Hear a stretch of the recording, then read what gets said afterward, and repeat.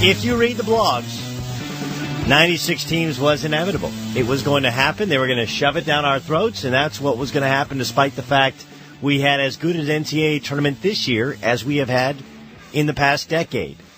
And so while the kind of high of Duke's narrow escape against Butler started to wear off, there was this sense that with a new TV deal possibly pending, that was what was going to happen. Until today, when the NCAA made it official, the Division I Board of Directors approved a plan to expand the Division I men's basketball championship field to 68 teams from its current 65-team field.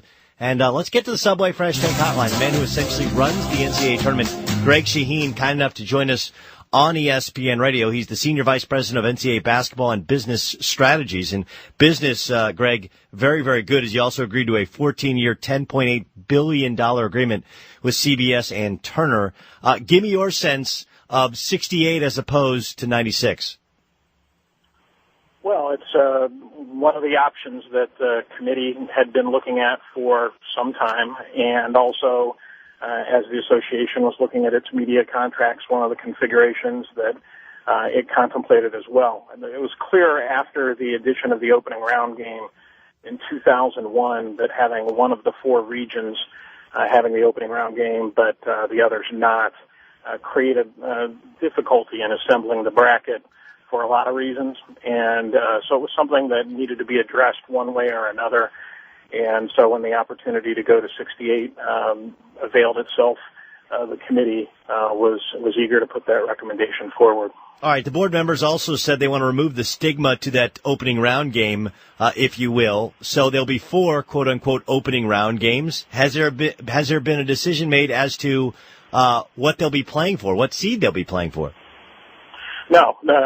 In essence, the board of directors today approved the field size and then deferred to the basketball committee to work out the details regarding structure and schedule on a go-forward basis. So the committee will take the next 2 months leading up to its summer meeting when it does most of the strategic work on the championship, and they'll make a final decision by then. So we'll go to work on that right away. Is there a limit to number of years in which this decision holds true for? I mean, is this a one-year plan and we'll look again next year, or is this for the entire 14-year deal with CBS and Turner? It's on a go-forward basis at 68. The agreement with CBS and Turner really leads to the NCAA, the size of the field, somewhere between the 65 that it has been since 2001 and the 96 that was described as one of the models that we obviously were taking a very solid look at. But quite frankly, for the foreseeable future, you just don't get the sense that there's much interest in additional discussion on the topic of field size, at least for this championship, in the near future. So I'm getting by your drift that you think for the foreseeable future it's going to be 68 and not adding a game here and a game there on a year-by-year basis.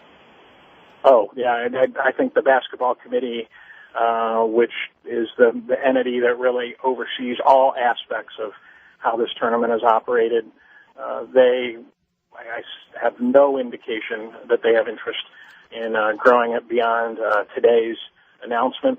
It really was the membership that made the decision about 12 years ago to go to 65 teams from 64. And what the discussion was with the board over the last couple of days was, if not 64, once the membership decided 65, the basketball committee has talked a lot about the fact that if not 64, then 68 was the appropriate number. What then happens to the NIT, something the NCAA still holds the rights for?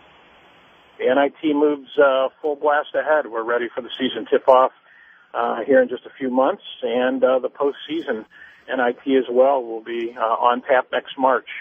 All right. During the NCAA tournament, you met with the media and you said that you guys had thoroughly gone over all the different possible strategies and scenarios. So within the discussion of 68 teams, what's the most likely scenario? Playing for 16 seeds or playing for 12 seeds, being essentially bubble games?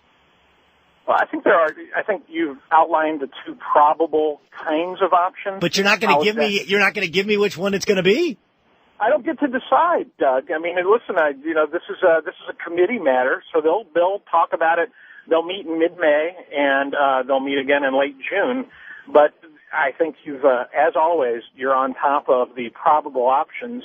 What do you think? What do you think should be done? I think they should be playing for bubble games. I think that'd be awesome. And if it just happened to work out where it was Big Six conference versus non-Big Six conference, if the bracket just happened to work out that way, I think it's great for the sport. It gives us an additional night to simply focus on basketball that Tuesday night. I'm guessing it's still going to be a Tuesday night. I think they can decide depending on where they would send the teams. I think there are a couple of different options, and we reviewed these with the board. The committee's going to have to decide what day or days it's played. Is it all in one day? Is it all at one site?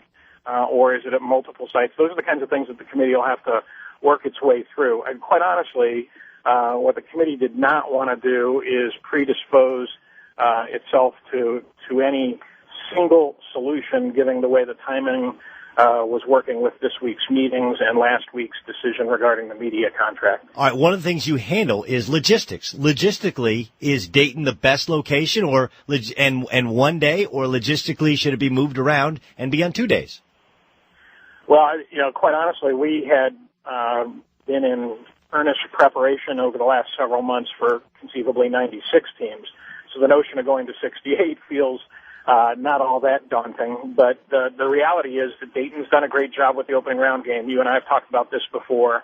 I've been to 9 of the 10, quite honestly, and it's amazing how they will sell 8,000 to 12,000 tickets, and the community really adopts the two teams that go into that. I think Dayton has set itself apart in that regard. The committee has been thrilled with their execution. At the same time, as we go forward, there's nothing to say that the games can't move around or can't, again, be in multiple locations. I think those are the kinds of discussions that the committee will have over the next 2 months, and then there will be discussion within the membership on it as well. So a lot of options as we go. I know it wasn't your decision. I know it was a membership decision, but let me just speak for basketball fans everywhere.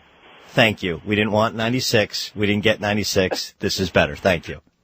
You got anything you want, Doug. We're really here to serve you. Well, I want to speak for the fan and say thank you. I think this is actually a really good solution. So Greg, you catch all the flack. So when you do something well, we give you credit. Greg Shaheen, Senior VP of NCAA Basketball and Business Strategies. Hey, thanks for joining us on ESPN Radio. You got it anytime.